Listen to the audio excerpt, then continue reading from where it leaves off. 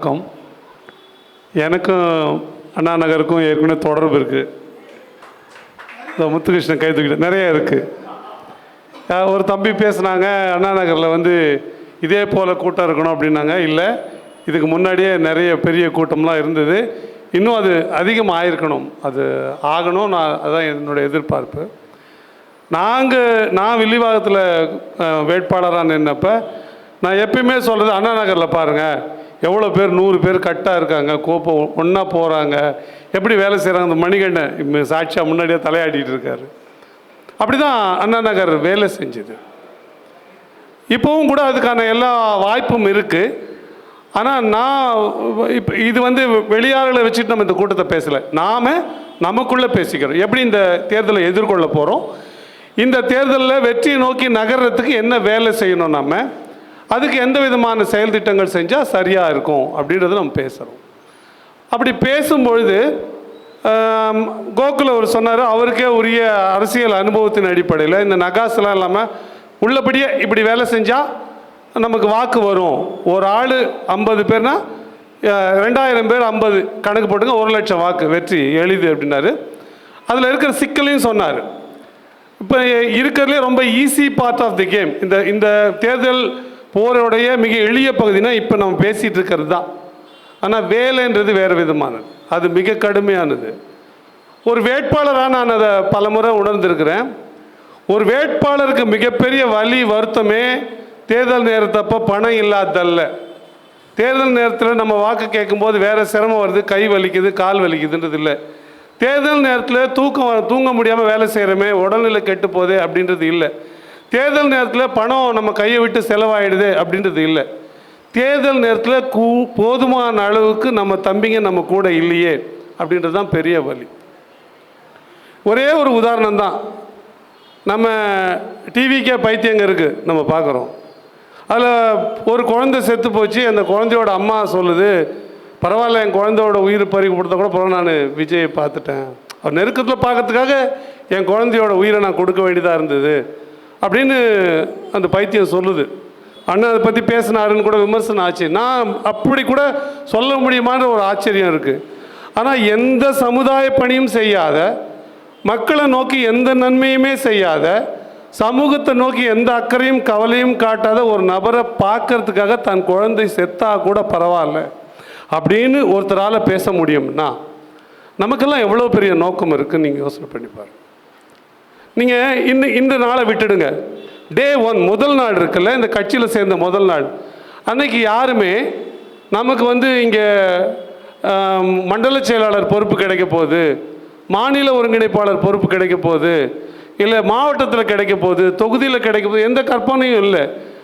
நம்ம சேரும்போது அந்த கற்பனை இல்லை. நம்ம எந்த எண்ணத்தோடு சேர்ந்தோம் அப்படின்னா, ஏதாவது இந்த சமூகத்துக்கு பண்ணிட முடியாதா, ஏதாவது அடுத்த தலைமுறைக்கு ஒரு நன்மை செஞ்சிட முடியாதா, இந்த தமிழ் தேசியம் இங்கே நம்ம தொடர்ச்சி அடிமைப்பட்டு கிடக்கிறமே, ஒரு சுதந்திர வாழ்வை தமிழ்நாட்டு மக்களுக்கும் குறிப்பாக தமிழர்களுக்கும் ஏற்படுத்திட முடியாதுன்னு ஏக்கத்தோடு தான் நம்ம சேர்ந்தோம். நான் சொல்கிறது நாள் 1 எந்த காரணத்தை நோக்கி நீங்கள் இந்த கட்சிக்குள்ளே இணைஞ்சிங்க நீ சிந்திச்சு பாருங்கள், இணைஞ்ச நாளில். ஆனால் அந்த நோக்கம் கொஞ்சம் கொஞ்சமாக மருவி கரைஞ்சி தேஞ்சி வேறு வேறு திசையில் போய் இன்றைக்கி நீயா நானா, நீ வந்தால் நான் வரமாட்டேன், நான் வந்தால் நீ வரமாட்டேன் அப்படின்னு பேசக்கூடிய சூழ்நிலை இருக்குது. இது மிகப்பெரிய வருத்தத்துக்குரியது. இதுக்கு முன்னே இந்த கூட்டத்துக்கு வராதவங்களும் எனக்கு தெரியுது, இந்த கூட்டத்துக்கு வராதவங்க வந்திருந்த போது அந்த கூட்டத்துக்கு வராதவங்க இன்றைக்கி வந்திருக்கவங்களும் எங்களுக்கு தெரியுது. நான் ரெண்டு பேரையும் பார்க்குறேன். ஏன் இது நடக்குதுன்னு என்ன திருப்ப நான் ஏன்னா இது அண்ணா நகர் சிக்கல் நீங்கள் நினைக்காதீங்க. இதுதான் வில்லிவாக்கம் சிக்கல், இதுதான் எழும்பூர் சிக்கல், இதுதான் இப்போ நான் பொறுப்பேற்றுக்கிற கும்மிடிப்பூண்டி பொன்னேரி சிக்கல். நாம் வரும்போது இந்த கட்சிக்குள்ள நமக்கு ஒரு லாபம் கிடைக்க போகுது, நம்ம ஒரு மணலை தடுத்து கட்டிங்ஸ் வாங்கிட போகிறோம், இல்லை ஒரு டாஸ்மாகில் போய் நமக்கு ஒரு ஏலம் எடுத்துகிட்டு போகிறோம், ஒரு கடை நடத்த போகிறோம், எந்த நோக்கத்துக்காகவும் நம்ம சேரும்போது தூய நோக்கத்தோடு தான் சேர்ந்தோம், தமிழ் தேசியத்தை பண்ணினோம், மக்கள் நல நோக்கி தான் சேர்ந்தோம். அப்போ அது எங்கே கரைஞ்சி எங்கே நீயா நானா, நீ வந்தால் நான் வரமாட்டேன், நான் பெரியவன் நீ பெரியவன் அப்படின்றது வந்ததுன்னு கொஞ்சம் சிந்திங்க. நான் திரும்ப உங்களுக்கு நான் கேட்பேன், நான் வெற்றியை நோக்கி பயணிக்கிற ஆள் கிடையாது, எனக்கு இட்ட வேலையை செய்கிற ஆள். நான் அப்படி தான் இருக்கணும்னு நினைக்கிறேன். வேலையை செஞ்சிடும், வருது வர, அதை பற்றி எனக்கு கவலை கிடையாது. அண்ணன் சொல்கிறது தான், நான் தான் தமிழ் தேசியத்தை வென்றெடுப்பேன்லாம் நான் இல்லை. எனக்கு பின்னாடி வழி வழியாக வர பிள்ளைகள் தமிழ் தேசியத்தை வென்றெடுப்பாங்க நம்பிக்கை இருக்குன்னாங்களே. அப்போ இன்னைக்கு எனக்கு என்ன வேலை கொடுத்தாங்க அதை செய்யணும். இப்போது எல்லாரும் நினைக்கிறாங்க நமக்கு சீட்டு கொடுத்துருக்கலாமா, நம்மளை கூட வேட்பாளராக்கிருக்கலாம், ஏன் நமக்கு அந்த தகுதி இல்லையா, நமக்கு அந்த உரிமை இல்லையா, நம்ம மட்டும் வேலை செய்யலையான்னு எல்லாரும் நினைக்கிறதுல நியாயம் இருக்குது, அதில் நான் தப்பு சொல்ல மாட்டேன். ஆனால் எல்லாரும் நிற்க முடியாதுல்ல ஒரு தொகுதியில், யாரோ ஒருத்தர் தான் நிற்க முடியும். அதை அண்ணன் ஒன்று எடுத்து காட்டுறாரு, அது யாராக வேணா இருக்கலாம். நீங்கள் அப்படி எனக்கு கொடுக்கலன்னு நீங்கள் கருதிட்டீங்கன்னா, அப்படி நினச்சிட்டிங்கன்னா, சேர்ந்த அன்னைக்கு நீங்கள் இந்த தூய நோக்கம் இன்றைக்கி உங்களுக்கு இல்லை அப்படின்ற பொருளாயிடும். அப்போ அது நம்ம நோக்கம் இல்லையே, அதுக்காக நம்ம இங்கே வரலையே, நம்ம ஆரம்பத்தில் வரும்போது அப்படி இதுக்குள்ளே அப்படி நுழையலையே. அப்போ மெல்ல நாமளும் நம்ம அறியாமல் தமிழ் தேசியத்தை மறந்து இந்த திராவிட கட்சிகள் போல் லாப அரசியலுக்குள்ளே நுழையிறோம் அப்படின்னு அர்த்தம். அப்போ என்ன பண்ணணும்னா அது அந்த அழுக்கை எடுக்கணும். அது வந்துடுது, சில சமயம் வந்துடுது தான், எல்லோருக்கும் வர்றது தான், அதை நம்ம எடுக்கணும். இப்போது நான் ஒரு வேட்பாளருக்கு எவ்வளோ சிரமம் இருக்குன்னு உங்களுக்கு தெரியாது. அவர் என்னப்பா வேட்பாளர் நேராக வர இல்லை, வேட்பாளருக்கு எக்கச்சக்கமான மனசுமை வரும், அதுவும் குறிப்பாக தேர்தல் நேரத்தில். அவரை கூப்பிட்டா ஒருத்தருக்கு பிரச்சனை வரும், நீ நான் வரமாட்டேன்னு வேலை செய்கிறவர் சொல்லுவார். கூப்பிடலன்னா என்ன கூப்பிடலன்னு வேலை செய்கிறது, யாரை கூப்பிட யாரை கூப்பிடாமல் இருக்க, இப்போ நான் தேர்தல் திட்டமிடுறதா இல்லை இவங்களை கூப்பிடுறதா அவங்க வர்றதை பார்க்குறதா, இந்த மன போராட்டம் இருக்குல்ல, இந்த பணம் தேவை போராட்டத்தை தாண்டி அது பெரிய போராட்டம். அதை நீங்கள் யாருக்கும் செய்யத்தக்காது, சங்கரையாவுக்கும் செய்யத்தக்காது. அப்படி நம்ம இருக்க முடியாது. நமக்கு எதுவுமே வேண்டாங்க, வெற்றி வேண்டாம், நமக்கு எதுவுமே வேண்டாம், பணம் வேண்டாம், நமக்கு எதுவுமே வேண்டாம். ஆனால் ஒருவரோடு ஒருவர் நம்ம கட்டுண்டு இருக்கோமா, நம்ம மட்டும்தான் அண்ணன் தம்பின்னு சொல்லிக்கிறோம். மற்ற கட்சி மாதிரி நம்ம கட்சிக்காரன் தொண்டன் தலைவன் சொல்லிக்கிறது. அந்த வார்த்தை நாம் சொல்கிற வார்த்தை சத்தியம்னா, உண்மைன்னா, அதுதான் சரின்னா, என் அண்ணன் எப்படி இருந்தாலும் எப்படி மேலே வருவேன் நினைப்பனோ, அதை போல் சங்கரன் நிறுத்திருக்காங்க. என் அண்ணன் என் தம்பி, அவரை நான் வென்று இல்லை வைப்பேன், அதற்கான அதிகபட்ச முயற்சியை பண்ண வேண்டியது நம்ம கடமை. நான் உங்களை ஒன்று தான் கேட்டுக்கிறேன், எவ்வளோ நாள் வரோம், வராமல் போகிறோம், செய்கிறோம், செய்யாமல் போகிறோம். தேர்தல் நேரம் 15 நாள், 200 பேர் 15 நாள், என்னது இல்லைன்னு இருந்துருங்க, அதை விட அது வெற்றிக்கு சமங்க. நீங்கள் அந்த 15 நாள் 200 பேர் இருந்துட்டீங்கன்னா அது வெற்றிக்கு சமம். அதை நீங்கள் ஒரு தேர்தலில் இருக்கிற ஒரு வேட்பாளருக்கு கொடுக்க வேண்டியது உங்கள் கடமை நான் நினைக்கிறேன். அதை தான் நீங்களும் எதிர்பார்ப்பீங்க. அப்படி இருந்தீங்கன்னா தான் நீங்கள் வேறு தேர்தலில், உள்ளாட்சி தேர்தலில் நிற்கும் பொழுது, மற்ற தேர்தலில் நிற்கும் பொழுது உங்களுக்கு அதை மற்றவர்களும் செய்வாங்க. இப்போ அதை நீங்கள் மனசில் வச்சுக்கோங்க. உங்களுக்கு ஒரே ஒரு எடுத்துக்காட்டு தான் நான் சொல்லி முடிச்சுக்கிறேன். எந்த கோட்பாடும் இல்லாமல் யாரோ ஒரு நடிகருக்காக கட் அவுட் மேலே ஏறி நைட்டு பூரா காத்திருந்து ஒரு கட் அவுட்டை வச்சு பால் ஊற்றுறான். எந்த லாபமும் இல்லாமல் யாரோ ஒரு தனிநபர் துதிப்பாடலுக்காக பண்ண முடியும்னா, தமிழ் தேசியத்துக்காக அதை நம்மளால் பண்ண முடியுமா, முடியாது? அதான் கேள்வி. அப்போ அந்த சூழ்நிலையில் நான் உங்களை ஒன்று தான் கேட்டுப்பேன், வெற்றி தோல்வியை தாண்டி உழைங்க, உண்மையாக உழைங்க. நீங்கள் உழைக்கிற உழைப்பு ஐயா சங்கருக்கானதில்லை, ஏன் அண்ணன் சீமானுக்கானதும் கூட இல்லை, தமிழ் தேசியத்துக்கானது. அதில் என் பங்களிப்பை நானும் தருவேன் என்று கூறி விடைபெறுகிறேன். நன்றி, வணக்கம். நான் தமிழ். இந்த கூட்டத்திற்கு வந்திருக்கும் அனைத்து உறவுகளுக்கும் பொறுப்பாளர்களுக்கும் என்னுடைய நன்றியை முதலில் தெரிவித்துக் கொள்கிறேன். குறிப்பாக என்னுடைய அழைப்பை ஏற்று இங்கே பங்கேற்ற அண்ணன் முத்துப்பாண்டி அவர்களுக்கும், அண்ணன் ஸ்ரீதர் அவர்களுக்கும், மற்றும் திரு கோகுல், திருவத்தூர் தொகுதியினுடைய பொறுப்பாளர் கோகுல் அவர்களுக்கும், 1000 விளக்கு தொகுதியினுடைய ஆருண் அவர்களுக்கும், அதேபோல் கொளத்தூர் தொகுதியினுடைய பொறுப்பாளர் பிரேமானந்தர் அவர்களுக்கும் என்னுடைய பெரும் நன்றியும், வில்லிவாக்கம் தொகுதியிலிருந்து வருகை தந்திருக்கும் மணிகண்டன், நண்பர் சசிகுமார் ஆகியோருக்கும் முதலில் என்னுடைய நன்றியை தெரிவித்துக் கொள்கிறேன். அதற்கு முன்பாக எனக்கு 2வது முறையாக அண்ணாநகர் சட்டமன்ற தொகுதியிலே போட்டியிட வாய்ப்பளித்த என்னுடைய அன்பு அண்ணன் செந்தமிழன் சீமான் அவர்களுக்கு என்னுடைய பெரும் நன்றியை நான் தெரிவித்துக் கொள்கிறேன். ஏனென்றால் 21 எனக்கு வாய்ப்பளிக்கும் போது நான் அதை எதிர்பார்க்கவே இல்லை. அவர் என்னை அண்ணாநகர் சட்டமன்ற தொகுதியினுடைய வேட்பாளராக அறிவிப்பார் என்று. அவர் அதாவது தலைமை அலுவலகத்திலே ஒரு சந்திப்பிலே அவர் அழைத்து சொல்லும்போது தான் எனக்கு தெரிந்தது. முதல் முறையாக எந்த அறிகுறியும் கிடையாது, முதல் முறையாக கூப்பிட்டு சொல்கிறார், அண்ணா நகர் தொகுதியில் நீ போட்டியிடு அப்படின்ட்டு. அதே போல் இந்த முறையும் 2வது முறையாக வந்து வாய்ப்பளித்தது அவர் என் மீது வைத்திருக்க அந்த நம்பிக்கையை காட்டுவதாக தான் நான் எடுத்துக்கொள்கிறேன். அந்த நம்பிக்கையை கடைசி வரை நாங்கள் பாதுகாப்போம். ஏனென்றால் இந்த தொகுதியிலே கடந்த முறை போட்டியிட்டது திமுகவில் ஒரு பெரும் செல்வந்தர், அதாவது MK மோகனுடைய சொத்து பலம் என்ன என்பது உங்களுக்கு எல்லாருக்குமே தெரியும். அதே போல் இப்போ எதிர்த்து போட்டியிட்ட கோகுலேந்திரா அவர்களும் அவர் முன்னாள் அமைச்சர். இந்த 2 பெரும் ஜாம்பவான்கள் மத்தியில் மிக துணிச்சலாக போட்டியிட்டு இந்த அளவுக்கு வாக்குகளை கிட்டத்தட்ட ஒரு 11,000 வாக்குகளை வாங்குவது என்பது அதாவது அதுக்கு மிக முக்கிய காரணம் ஒட்டு மொத்தமாக அண்ணா நகரத்தினுடைய ஒவ்வொருவர்களும். இதில் யாருக்கும் இது பங்கு போட முடியாது. அப்போது நடந்த கலந்தாய்வு கூட்டத்திலே நான் மிக தெளிவாக குறிப்பிட்டேன், அண்ணனிடம் குறிப்பிட்டேன், என்னுடைய சட்டமன்ற தொகுதியிலே 90% தம்பிமார்கள் தீயை போல் வேலை செய்தார்கள் என்று நான் குறிப்பிட்டேன். அதைத்தான் அந்த கூட்டத்திலே அண்ணன் அவர்களும் மேற்கோள் காட்டி பேசினார். சங்கர் சொன்னது போல் அந்த தொகுதியில் வந்து உறவுகள் வேலை செய்திருக்கார்கள். அதே போல் தான் மற்ற தொகுதியிலே வந்து நான் எதிர்பார்க்கிறேன் என்று. இதில் இப்போது ஒரு விஷயம் என்னென்னா, ஏதோ இந்த அண்ணா நகர் சட்டமன்ற தொகுதியில் ஒரு பெரிய ஏதோ சிக்கல் இருக்கிற மாதிரி ஒரு தோற்றம் உருவாயிடுச்சு. அது எனக்கே புரியல, அது எப்படி இது உருவாச்சு அப்படின்னு எனக்கு தெரியல.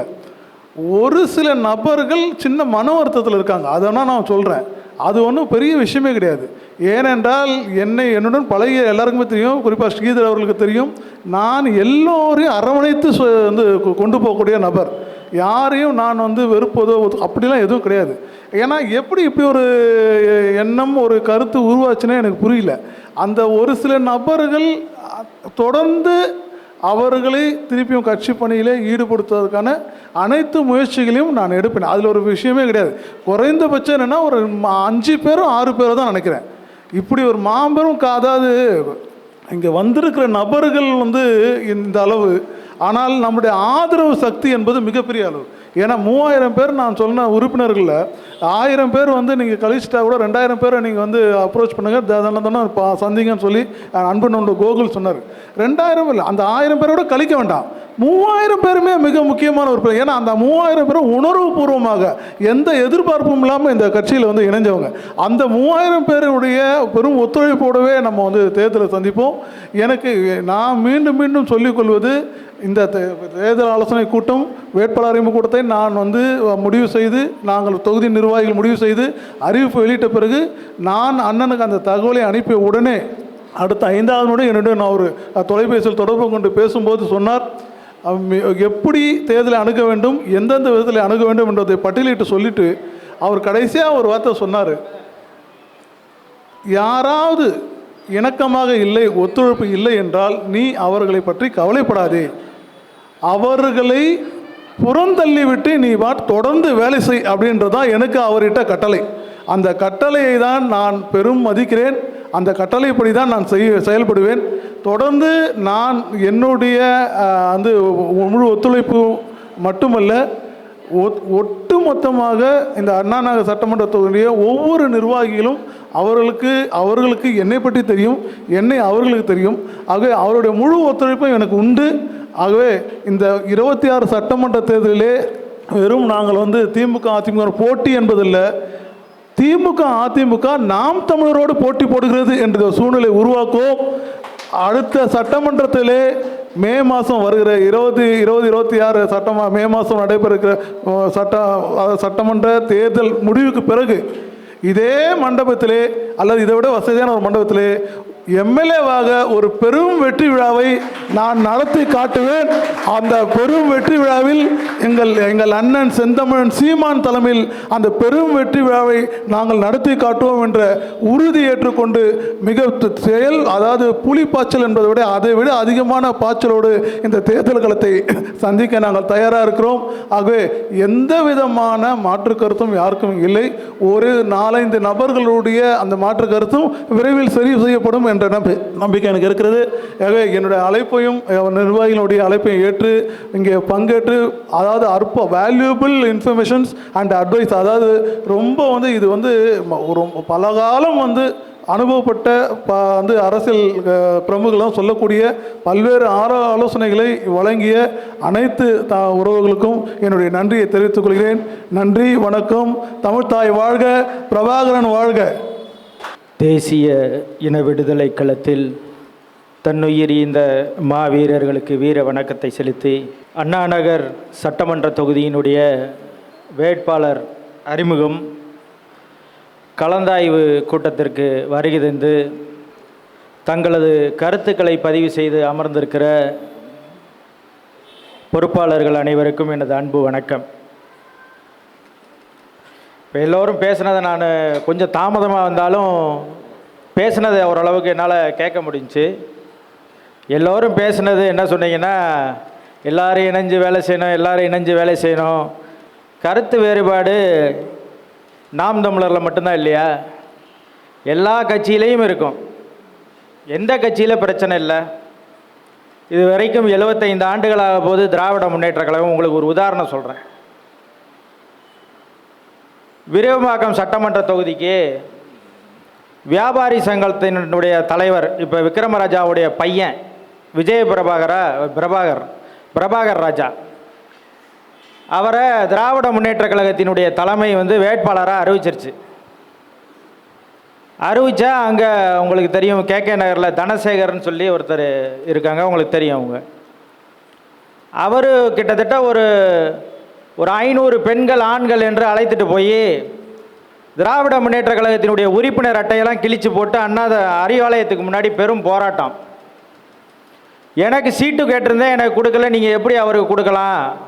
அவருக்கு இந்த கட்சிக்கு என்ன உழைச்சிருக்கிறாரு? இந்த கட்சிக்காக நான் உழைச்சிருக்கிறேன், மண்டவோட வாங்கியிருக்கிறேன், ஜெயிலுக்கு போயிருக்கிறேன்.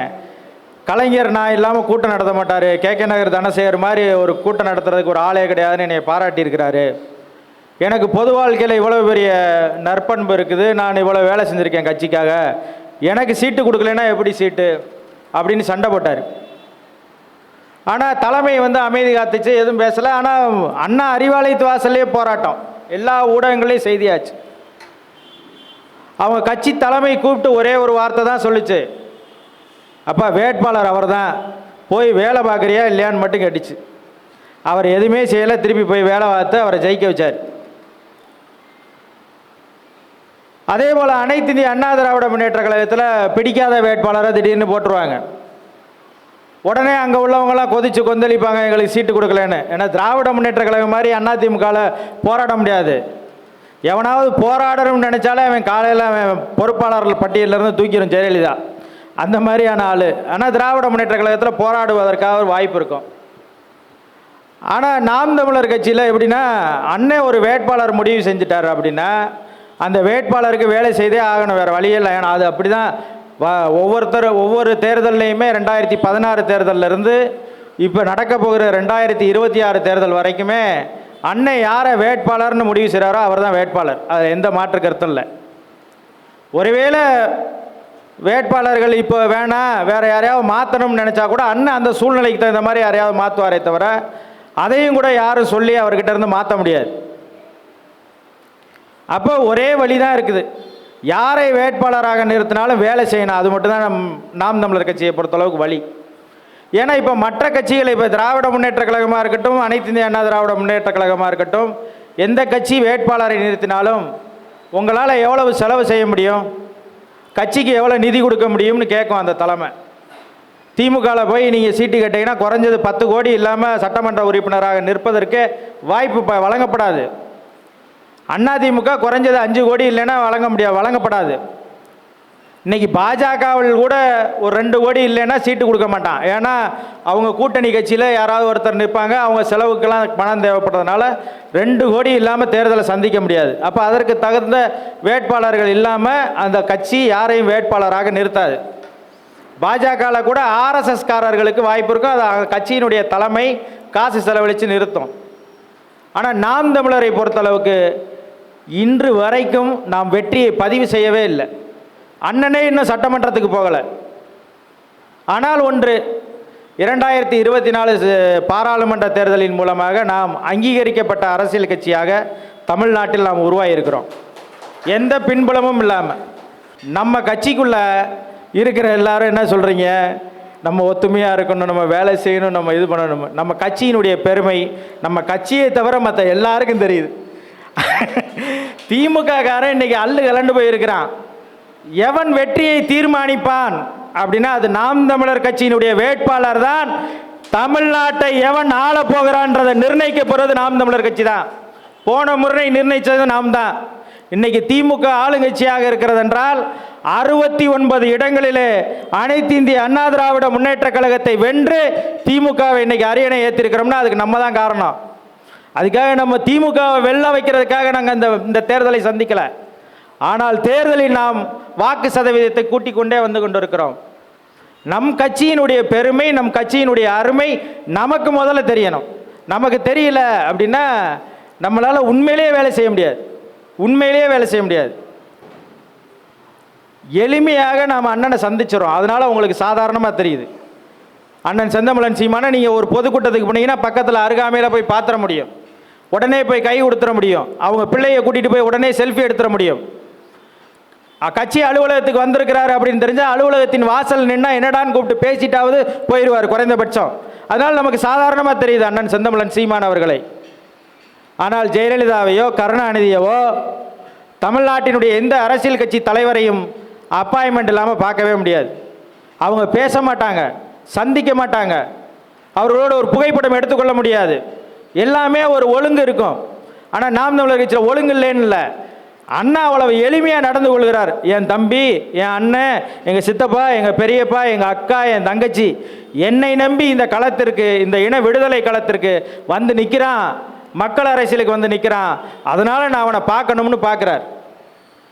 ஆனால் அதை நாம் சாதாரணமாக எடுத்துக்கொள்கிறோம். நம்ம அண்ணன் தானே, போய் உடனே போய் அவரை போய் நீ வேட்பாளராக போடுறதா, நான் அதெல்லாம் முடியாது அப்படிலாம் போய் சண்டை போடுறது இருக்குல்ல, அது வேறு எந்த கட்சியிலையும் நடக்காது.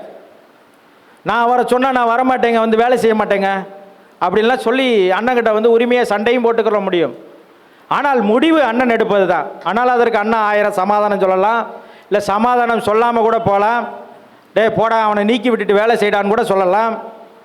ஆனால் அண்ணன் என்ன முடிவு எடுக்கிறாரோ அதுதான் முடிவு. ஆனால் முதல்ல நம்ம பார்க்கும்போது, வெளியிலிருந்து பார்க்கும்போது எல்லோருக்கும் என்னவா இருக்கும், அண்ணன் எதுவும் தப்பாக முடிவு எடுக்கிறாரோ அப்படின்னு தோணும். குறிப்பாக நான் உங்களுக்கு ஒரு எடுத்துக்காட்டை சொல்ல விரும்புகிறேன். 2019 நாடாளுமன்ற தேர்தல், கொரோனா காலகட்டம் முடிஞ்சு 2019 நாடாளுமன்ற தேர்தல் முடிஞ்சிருக்குது. முடிஞ்ச உடனே நம்ம கட்சியிலிருந்து 2 பேர், அவங்க தான் அதிகமாக ஊடகத்தில் பேசுவாங்க. குறிப்பாக ராஜீவ் காந்தியும் தம்பி கல்யாண சுந்தரம் 2 பேரும் உங்களுக்கு எல்லாருக்கும் தெரியும், ஆரம்பத்திலேருந்து எல்லாருக்கும் தெரியும். அவங்க 2 பேர் தான் ஊடகத்தில் பேசிக்கொண்டே இருப்பாங்க. எல்லா ஊடகத்துலேயும் பேசுவாங்க, விவாதங்களில் கலந்து கொள்வாங்க, பொதுக்கூட்டங்களில் பேசும்போது எல்லா கூட்டங்கள்லையும் போய் கலந்துக்கிடுவாங்க. அவங்கள எல்லாருக்கும் முகம் தெரியும், முகம் தெரிந்த நபர். அவங்க 2 பேரும் கட்சியை விட்டு அதிருப்தியில் இருக்கிறாங்க, கட்சியை விட்டு வெளியில் போக போகிறாங்க அப்படின்னு சொல்லும்போது உலகத்தில் இருக்கிற எல்லா நாட்டிலிருந்தும் அழைப்பு, அண்ணனை எப்படியாவது பேசி அவங்க 2 பேரையும் சேர்த்து வச்சுருங்க, அண்ணன்ட்ட பேசி அவங்க 2 பேரையும் சேர்த்து வச்சுருங்க அப்படின்னு சொல்லிக்கிட்டே இருந்தாங்க. ஆனால் அண்ணன் அமைதியாக இருந்தார், எதுவுமே பேசாமல் இருந்தார்.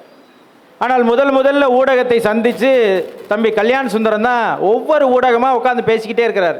என்னை அண்ணன் என் ஃபோன் எடுக்கலை, என்னை பேசலை, என்னை ஒதுக்கிட்டாரு, என்னை நிராகரிச்சிட்டார், என்னை அதை பண்ணிட்டார் இதை பண்ணிட்டாருன்னு பேசாத ஊடகமே இல்லை. அப்போ புதுசாக யூடியூப் தொடங்கின செந்தில்வேலுக்கு தான் பேட்டியே கொடுத்தார். இன்றைக்கி திமுகவை ஆதரித்து கொண்டு இருக்கிறார்ல செந்தில்வேல், அவருக்கு தான் பேட்டி, தமிழ் கேள்வியில் பேட்டி அவர் கொடுத்தார். இப்படி வரிசையாக வந்து நடந்து கொண்டே இருக்கும்போது என்னென்னா, அண்ணன் தப்பாக முடிவு எடுத்துட்டாரோன்னு கட்சியில் இருக்கிறவங்களுக்கும் வெளியில் இருக்கிற வெளிநாடுகளில் இருக்கிற உறவுகளுக்கும் ஒரு மனக்குழப்பம் இருந்து கொண்டே இருந்துச்சு. ஆனால் அண்ணன் சரியாக தான் முடிவு எடுத்தாருன்னு அவங்க 2 பேரும் 2 கட்சிக்கு போனதுக்கு பிறகு தான் நம்ம கட்சிக்காரங்களுக்கே நிறைய பேருக்கு முடிவு தெரிஞ்சிருக்கும். அது வரைக்கும் நம்பியிருக்க மாட்டாங்க, மனசுக்குள்ளே ஒரு குழப்பம் இருந்துக்கிட்டே இருக்கும். அண்ணன் தப்பாக முடிவு எடுத்துட்டாரோ, யாரோ அண்ணன்ட்ட தப்பாக சொல்லி கொடுத்துட்டாங்களோ அப்படின்னு. அண்ணன்ட்ட யாரும் சொல்லி கொடுத்து அண்ணன் எதையுமே கேட்க மாட்டார், எவன் சொன்னாலும் கேட்க மாட்டார். ஆண்டவனே மறு உருவம் எடுத்து வந்து நான் வந்து சிவன்றா, நான் சொல்கிறத கேள்றானா போடான்றுவார்.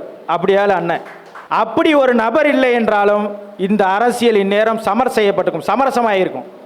எங்காவது ஒரு பக்கம் போய் நம்மளை அடமானம் வச்சுருப்பாங்க, ஏதோ ஒரு இடத்துல பெட்டி வாங்கிட்டு நேரம் ஒரு 40 சீட்டோ 30 சீட்டோ, இந்த தேர்தலில் கூட 50 சீட்டு கொடுத்து 500 கோடியோ 1000 கோடியோ கொடுப்பதற்கு தயாராக இருக்கிறது அரசியல் கட்சிகள்.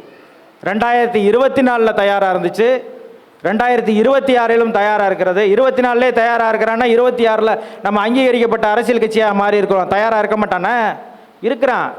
ஆனால் ஒன்றே ஒன்று தான், சமரசம் இல்லாத சண்டை அப்படின்ற ஒரே ஒரு இடத்துல தான் அண்ணன் ஒரு இடத்துலையும் சமரசம் இல்லாமல் சண்டையை போட்டுக்கிட்டு இருக்கார்.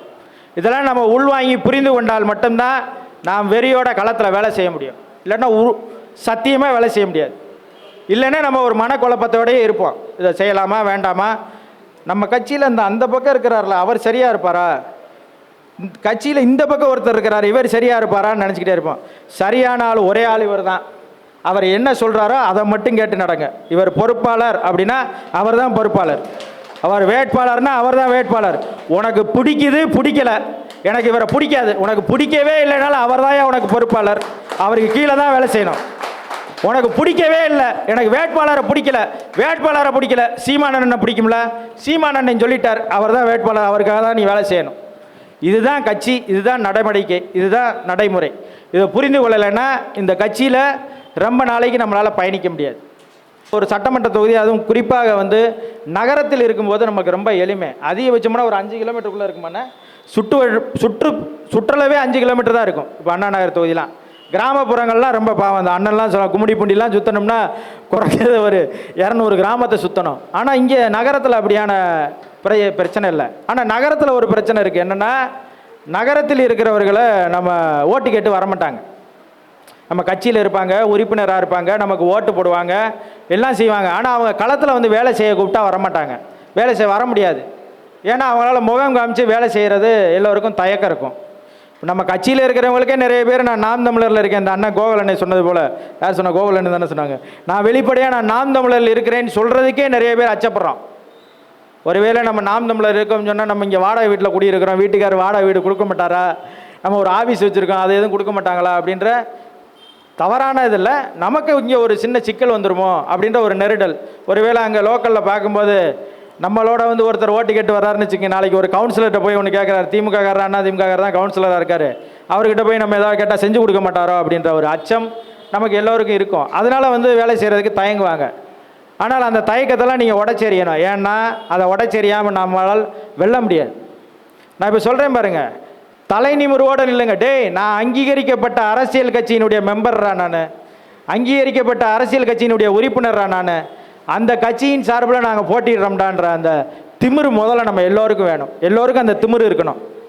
நாம் தமிழர் கட்சியில் இருக்கிறேன்றது திமிரில், இப்போ நான் அங்கீகரிக்கப்பட்ட கட்சியில் இருக்கேன்டா அதான்டா திமிரு.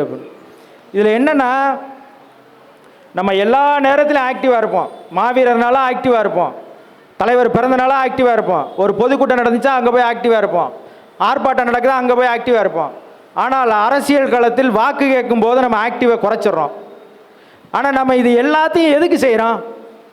ஆர்ப்பாட்டம் செய்கிறது, பொதுக்கூட்டம் செய்கிறது, நம்ம மக்கள் பணி செய்கிறது, மக்களுக்காக குரல் கொடுப்பது, மக்களுக்காக ஆர்ப்பாட்டம் செய்கிறது, மக்களுக்காக களத்தில் நிற்கிறதெல்லாம் எதுக்குன்னா வாக்கு அரசியலுக்காக தான் நிற்கிறோம்.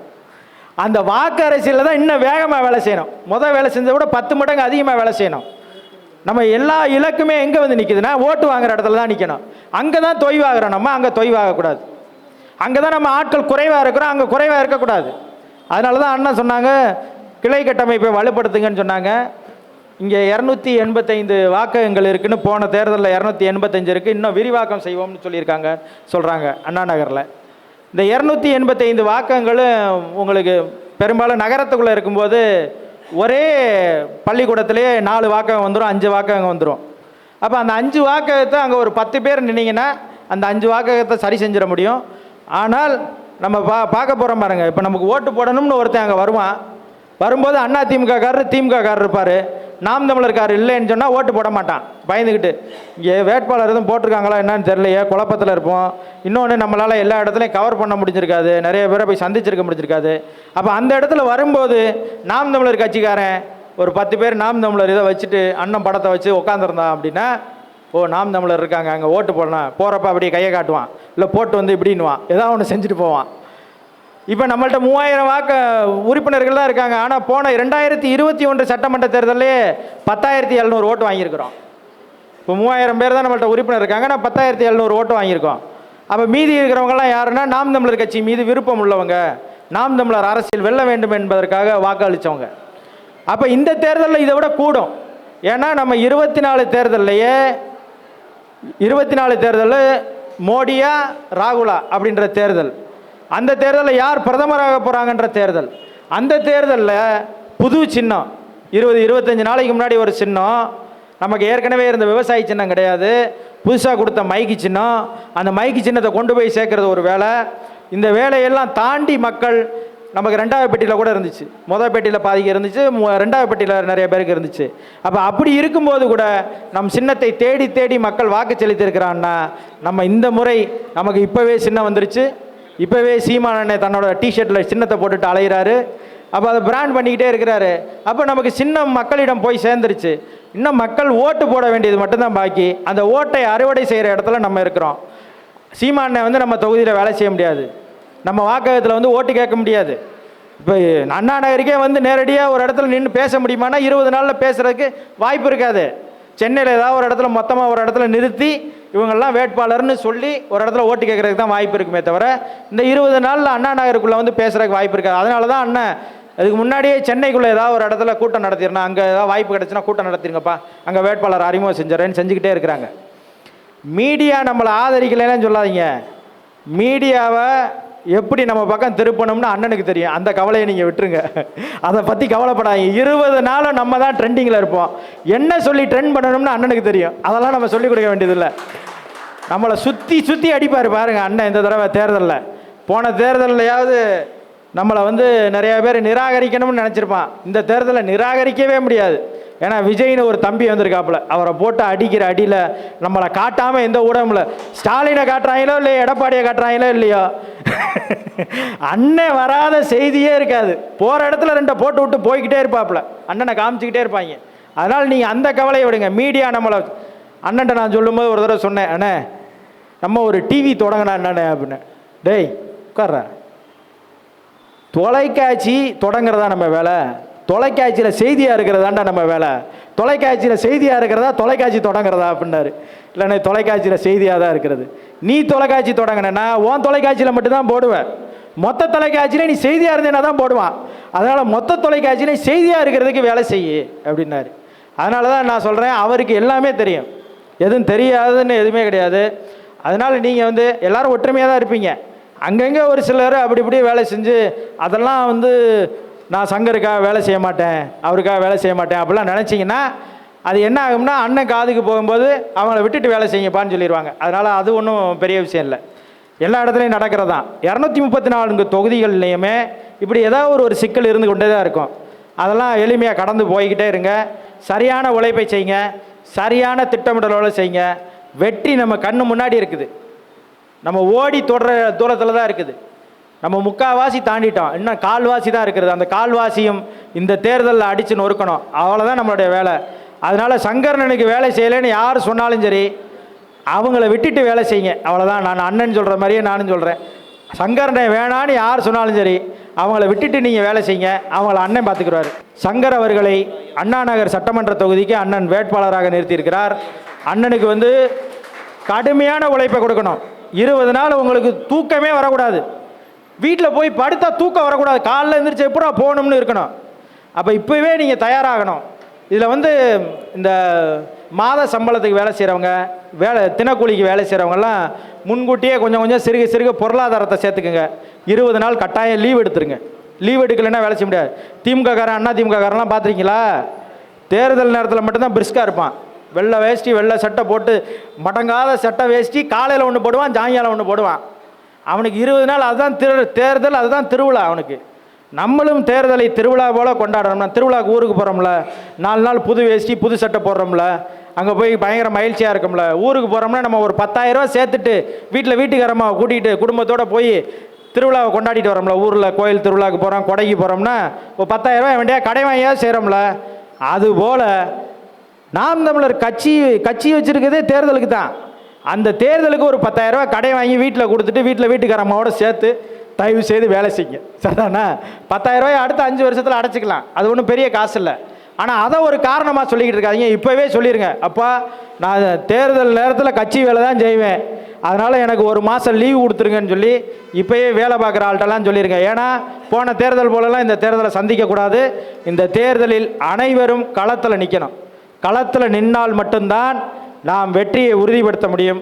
அதனால் எல்லோரும் களத்தில் நின்று வேலை செய்யுங்க. அண்ணன் சங்கர் அவர்களை 2026 சட்டமன்றத்திற்கு அனுப்பணும். அண்ணன் எல்லா இடத்துலையும் உங்களுக்கு தெரியும், வேட்பாளர் வழக்கறிஞராக வருவது ரொம்ப நமக்கு ஒரு பெரிய பலம், கூடுதல் பலம்னு வச்சுக்கோங்க. வேட்பாளர் வழக்கறிஞராக வர்றது, ஏன்னா அவருக்கு சட்டம் தெரியும், ஒரு சிக்கல்னால் அதை அணுக தெரியும், ஒரு பிரச்சனை என்றால் அதை சரி செய்து விட முடியும். அதிகபட்சமான நமக்கு சட்ட சிக்கல் தான் வரும், சட்ட சிக்கலே அவரால் எதிர்கொண்டு வர முடியும். அதனால் நீங்கள் எதை பற்றியும் கவலைப்படுறதில்லை. அதே போல் நீங்கள் தேர்தல் நேரத்தில் ஏதாவது வழக்கு இலக்காச்சுன்னா அதுக்கெல்லாம் பயப்படாதீங்க. தேர்தல் முடிஞ்சவொடனே அந்த வழக்கெல்லாம் முடிஞ்சு போயிடும். அடிதடி வழக்கு மட்டும்தான் நடக்கும். கிரிமினல் ஆச்சுன்னா மட்டும்தான், எவனையா அடித்து மண்டையை உடச்சிட்டிங்க, வெட்டிட்டீங்க, ரத்தம் வந்துருச்சுன்னா மட்டும்தான் அந்த வழக்கு நடக்கும். மற்றபடி தேர்தல் நேரத்தில் போடப்படுற 200 வழக்கு பண்ண அப்படி தான் நாங்கள் இந்த விழுப்புரத்தில் பண்ண முதல் எடுத்தவொடனே தேர்தல் விதியை நீங்கள் மீறுறீங்கன்னு அப்படி தான் மீறுவேன்னு சொன்னேன். எஸ்பி சொல்கிறாரு, நீங்கள் நாங்கள் திமுகவுக்கே அனுமதி கொடுக்கல, நீங்கள் இவ்வளோ பேரை திரட்டிக்கிட்டு போய்கிட்டு இருக்கீங்க, அதெல்லாம் முடியாது அப்படின்னு. அப்படி தான் போவேன், என்ன செய்ய முடியும் அப்படின்னு. கேஸ் போடுவோம், போட்டுக்கோங்க, இன்னும் ஒரு 4 கேஸ் சேர்த்து போடுங்கன்னு சொன்னேன். ஏன்னா அது நிற்காது. அதனால் நம்ம நெஞ்சுரத்தோடு தைரியமாக எதிர்கொள்ளணும். விழுப்புரமே மொத்தமாக ரவுண்ட் அடித்து போய் அண்ணா அறிவாலயம் வரைக்கும் போய் திரும்பி வரணும்ன்றான். ஏன்னா அவ்வளோ கூட்டம் இருக்குதான். விழுப்புரத்தில் ஒரு அண்ணா அறிவாலயம் இருக்குது, அது வரைக்கும் போய் நம்ம அப்படியே யூட்டன் அடித்து வரணும்னே. அப்போ தானே பொன்முடிக்கு தெரியும் நம்ம பவர் என்னன்னு அப்படின்னு. போய் நாங்கள் அங்கே போய் யூட்டன் அடித்து தான் வந்தால் எஸ்பி சிஐடியிலேருந்து, கியூ பிராஞ்சிலேருந்து, ஐபியிலேருந்து எல்லா பேரும் ஃபோன் அடிக்கிறாங்க, கதறாங்க. சார் ஒரு 25 பேர் கொடுங்க சார், எல்லார் மேலேயும் கேஸ் போடணும் சார், 50 பேர் தரேன் கேஸ் போடுங்க அப்படின்னு. அது மாதிரி நீங்கள் இதுக்கெல்லாம் வழக்குக்கெல்லாம் பயப்படாதீங்க. வழக்கெல்லாம் நம்ம சர்வசாதாரணமாக எதிர்கொள்ளலாம். அதனால் அதெல்லாம் ஒரு மேட்டரில் தைரியமாக வேலை செய்யுங்க. உங்கள் கூட அண்ணன் சங்கர் அவர்கள் கூட இருப்பாங்க. நாம் தமிழர் என்கின்ற ஒரு பெரும் படை இருக்கிறது. அதையெல்லாம் தாண்டி அண்ணன் செந்தமிழன் சீமான் நம்மோடு இருக்கிறார். அதில் ரொம்ப எதுவாக இருந்தாலும் செய்வோம், சரிதானே? இறங்கி சண்டை செய்கிறோம், சம்பவம் பண்ணுறோம். 2026 நாம் தமிழர் கட்சி அரியணை ஏறுவதற்கு அனைவரும் வேலை செய்யணும். நன்றி, வணக்கம். நாம் தமிழர் அண்ணனை வெற்றி பெறுவதற்கு எல்லோரும் அரும்பாடு ஆற்றணும்னு கேட்டுக்கிறேன். இங்கே வந்திருக்கிற எல்லோருக்கும் என்னுடைய அன்பும் நன்றியும் புரட்சி வாழ்த்துக்கள். நாம் தமிழர்.